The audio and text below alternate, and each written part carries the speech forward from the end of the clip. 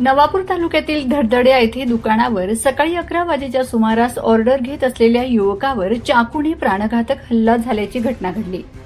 कृणाल गोसावी नामक युवक गोपाल वेपर्स नवापूर येथे ऑर्डर घेण्याचं काम करतो। जुन्या किरकोळ बाजारातून कमलेश गोसावी, विशाल गोसावी, सुमित गोसावी, अक्षय बंजारा अशी 4 ते 5 मुलांनी कुणाल याच्या छातीवर धारदार चाकूने वार करण्याचा प्रयत्न केला।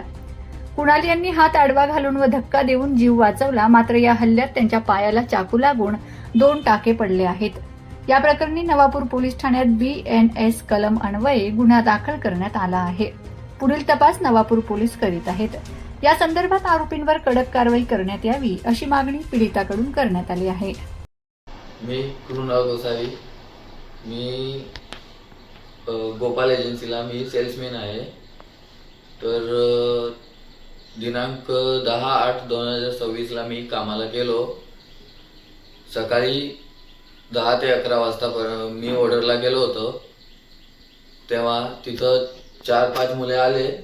त्यांनी थोडंसं म्हणजे रात्री वादविवाद झालं होतं, त्याच्यावर ते आले तिथं सकाळी आणि त्यांनी मला चाकूने डायरेक्ट छातीवर हल्ला केला। पण मी ते हल्ला वाचवलं आणि तिकडनं त्यांना धक्का मारून पळालो। मी पळालो, मग पळत पळत त्यांनी 4-5 वार केले माझ्यावर, पण एक वार त्यांच्या पायावर लागून गेलं मला।